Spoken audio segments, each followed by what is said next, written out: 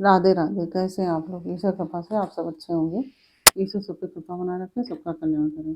आज हम बताने जा रहे हैं श्रीमद् भागवत महापुराण के 10वें स्कंद का 69वां अध्याय, देवर्षि नारद जी का भगवान की गृहचर्या देखना।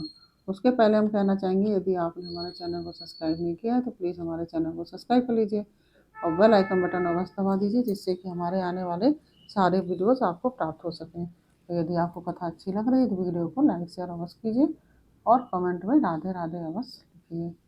चलिए अब चलते हैं कथा की तरफ। श्रीमन्नारायण नारायण हरि हरि, भजमन्नारायण नारायण हरि हरि, तेरी लीला सबसे प्यारी प्यारी, हरि हरि तेरी लीला सबसे न्यारी न्यारी, हरि हरि।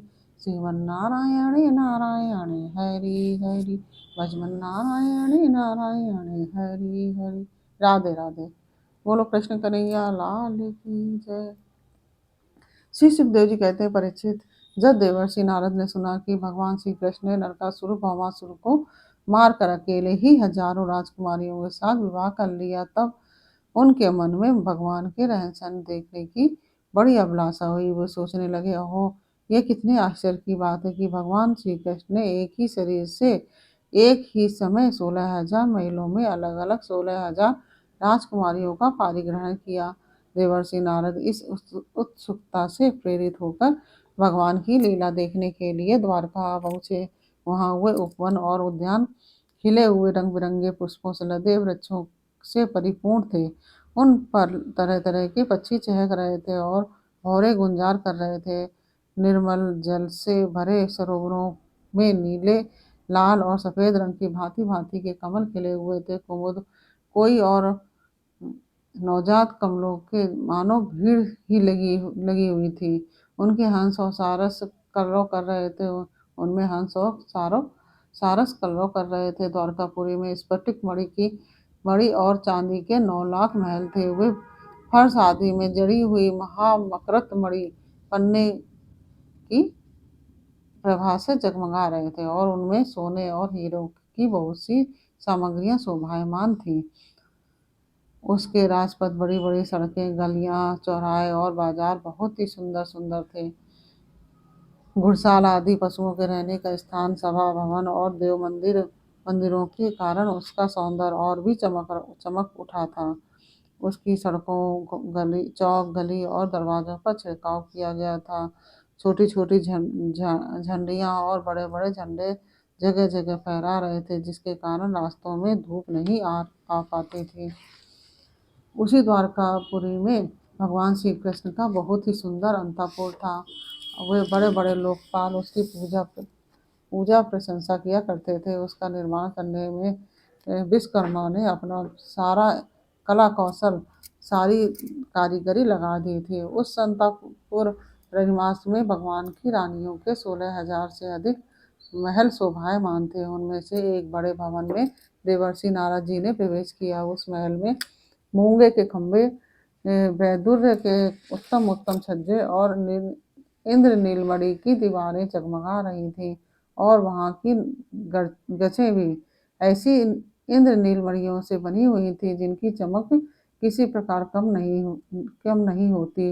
विश्वकर्मा ने बहुत से ऐसे चंदोबे बना रखे थे जिसमें मोती की लड़ियों की झालरें लटक रही थी। हाथी दांत के बने हुए आसन और पलंग थे जिनमें श्रेष्ठ श्रेष्ठ मणि जुड़ी हुई थी। बहुत सी दासियां गले में सोने का हार पहने और सुंदर वस्त्रों से सुसज्जित होकर तथा बहुत से सेवक भी जामा पगड़ी और सुंदर सुंदर वस्त्र पहने और जड़ाऊ कुंडल धारण किए हुए अपने अपने काम में व्यस्त थे और महल की शोभा बढ़ा रहे थे। अनेकों रत्न प्रदीप अपनी जगमगाहट से उसका अंधकार दूर कर रहे थे।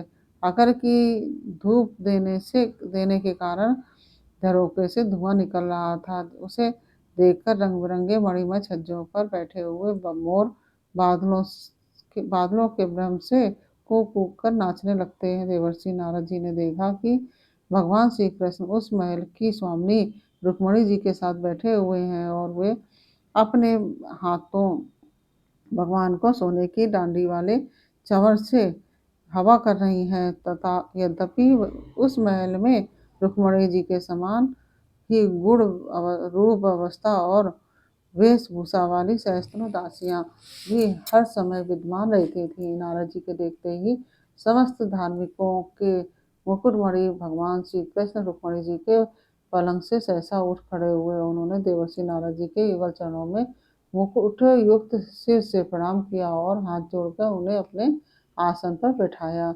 परीक्षित, इसमें संदेह नहीं है कि भगवान श्री कृष्ण चराचर जगत के परम गुरु हैं और उनके चरणों का धोवन गंगा जल सारे जगत को पवित्र करने वाला है। फिर भी वे परम भक्त वत्सल और संतों के परम आदर्श और उनके स्वामी हैं। उनका एक असाधारण नाम ब्राह्मण देव भी है। वे ब्राह्मणों को भी अपना आराध्य देव मानते हैं। उनका यह नाम उनके गुण के अनुरूप एवं उचित ही है। तभी तो भगवान श्री कृष्ण ने स्वयं ही नारद जी के पांव पखारे और उनका चरणामृत अपने सिर पर धारण किया।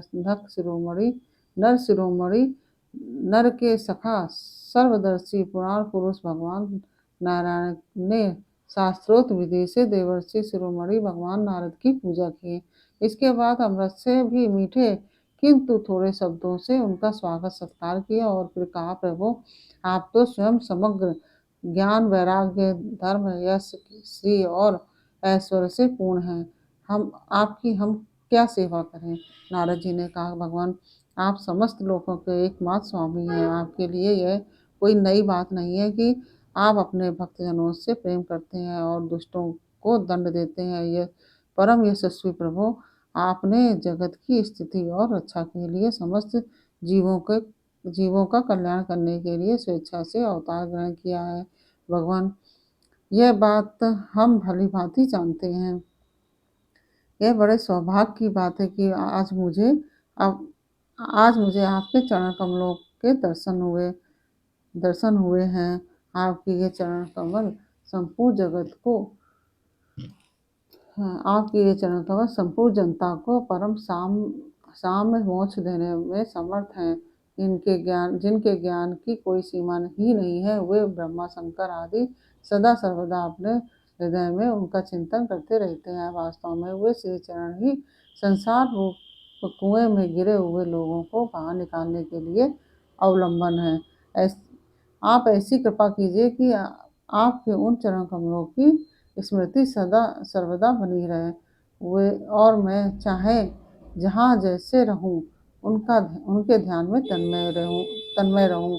परीक्षित, इसके बाद देवर्षि नारद जी योगेश्वर के भी ईश्वर भगवान श्री कृष्ण की योग माया का रहस्य जानने के लिए उनकी दूसरी पत्नी के महल में गए। वहां उन्होंने देखा कि भगवान श्री कृष्ण अपने प्राण प्रिया और उद्धव जी के साथ चौसर खेल रहे हैं। वहां भी भगवान ने खड़े होकर उनका स्वागत किया, आसन पर बैठाया और विविध सामग्रियों द्वारा बड़ी भक्ति से उनकी अर्चा पूजा की। इसके बाद भगवान ने नारद जी से अनजान की तरह पूछा, आप यहाँ कब पधारे? आप तो परिपूर्ण आत्माराम, आप तो काम है और हम लोग हैं अपूर्ण। ऐसी अवस्था में भला हम आपकी क्या सेवा कर सकते हैं? फिर भी ब्रह्म स्वरूप नारद जी, आप कुछ न कुछ आज्ञा अवश्य कीजिए और हमें सेवा का अवसर देकर हमारा जन्म सफल कीजिए। नारद जी यह सब सुनकर अचकित और विस्मित हो रहे थे। वे वहां से उठकर चुपचाप दूसरे महल में चले गए। उस महल में भी महर्षि नारद ने देखा कि भगवान श्री कृष्ण ने अपने नन्हे बच्चों को दुलार रहे हैं। और फिर वहां से फिर दूसरे महल में गए तो क्या देखते हैं कि भगवान श्री कृष्ण स्नान की तैयारी कर रहे हैं। इसी प्रकार देवर्षि नारद ने विभिन्न महलों में भगवान को भिन्न भिन्न कार्य करते हुए देखा। कहीं वे यज्ञ कुंडों में हवन कर रहे हैं तो कहीं पंच महायज्ञों से देवता आदि की आराधना कर रहे हैं। कहीं ब्राह्मणों को भोजन करा रहे हैं तो कहीं यज्ञ के अवशेष स्वयं भोजन कर रहे हैं। कहीं संध्या कर रहे हैं तो कहीं मौन होकर गायत्री का जप कर रहे हैं। कहीं हाथों में ढाल तलवार लेकर उनको चलाने के पैतरे बदल रहे हैं।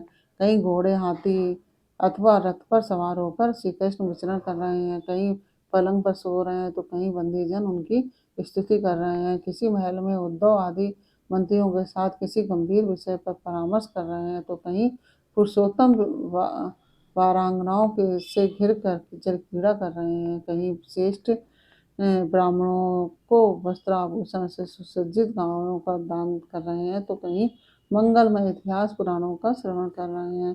कहीं किसी पत्नी के महल में अपनी प्राण प्रिया के साथ हास्य विनोद की बातें कर के हंस रहे हैं तो कहीं धर्म का सेवन कर रहे हैं, कहीं अर्थ का सेवन कर रहे हैं, धन संग्रह और धन वृद्धि के कार्य में लगे हुए हैं। कहीं धर्माकुल गृहस्थोचित विषयों का उपभोग कर रहे हैं, कहीं एकांत में बैठकर प्रकृति के अतीत पुराण पुरुष का ध्यान कर रहे हैं तो कहीं गुरुजनों को इच्छित भोग सामग्री समर्पित करके उनकी सेवा शुश्रूषा कर रहे हैं। महर्षि नारद ने देखा कि भगवान श्री कृष्ण किसी के साथ युद्ध की बात कर रहे हैं तो किसी के साथ संधि की। कहीं भगवान बलराम जी के साथ बैठकर सत्पुरुषों के कल्याण के बारे में विचार कर रहे हैं, कहीं उचित समय पर पुत्र और कन्याओं का उनके सदस्य पत्नी और वरों के साथ बड़ी धूमधाम से विधिवत विवाह कर रहे हैं। कहीं घर से कन्याओं को विदा कर रहे हैं तो कहीं बुलाने की तैयारी में लगे हुए हैं। योगी योगेश्वर भगवान श्री कृष्ण के इन विराट उत्सवों को देखकर सभी लोग विस्मित चकित हो जाते थे। वो कहीं बड़े बड़े यज्ञों के द्वारा समस्त देवताओं का यजन पूजन और कहीं कुएं बगीचे और मठ आदि बनवाकर इष्टापूर्ति धर्म का आचरण कर रहे हैं। कहीं श्रेष्ठ यादवों से घिरे हुए सिंधु देशी घोड़े पर चढ़कर मृगया कर रहे हैं तो और उसमें यज्ञ के लिए मैद्य वस्तुओं का ही वध कर रहे हैं और कहीं प्रजा में तथा अंतापुर के महलों में वेश बदलकर छिपे रूप से सबका अभिप्राय जानने के लिए विचरण कर रहे हैं। क्यों ना हो भगवान योगेश्वर जो हैं। परीक्षित, इस प्रकार मनुष्य की सी लीला करते हुए ऋषिकेश भगवान श्री कृष्ण की योग माया का वैभव देखकर महर्षि नारद जी ने मुस्कुराते हुए उनसे कहा, योगेश्वर आत्मदेव, आपकी योग माया ब्रह्मा जी आदि बड़े बड़े मायावियों के लिए भी अगम्य है, परंतु हम आपकी योग माया का रहस्य जानते हैं, क्योंकि आपके चरण कमलों की सेवा करने से वह स्वयं ही हमारे सामने प्रकट हो गई है। देवताओं के भी आराध्य देव भगवान 14 भुवन आपके सुयश से परिपूर्ण हो रहे हैं। अब मुझे आज्ञा दीजिए कि मैं आपकी त्रिभुवन पावनी लीला का गान करता हुआ उन लोकों में विचरण करूं।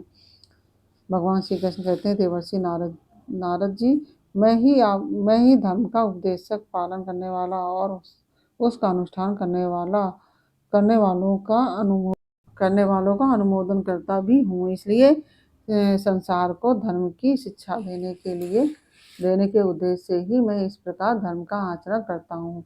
मेरे प्यारे पुत्र, तुम मेरी यह योग माया देखकर मोहित मत होना। श्री सुखदेव जी कहते हैं, इस प्रकार भगवान श्री कृष्ण गृहस्थों को पवित्र करने वाले श्रेष्ठ धर्मों का आचरण कर रहे हैं। यद्यपि वे एक ही हैं, फिर भी देवर्षि नारद जी ने उनकी प्रत्येक पत्नी के महल में अलग अलग देखा। भगवान श्री कृष्ण की शक्ति अनंत है। उनकी योग माया का परम ऐश्वर्य बार बार देखकर देवर्षि नारद जी के विस्मय और कौतूहल की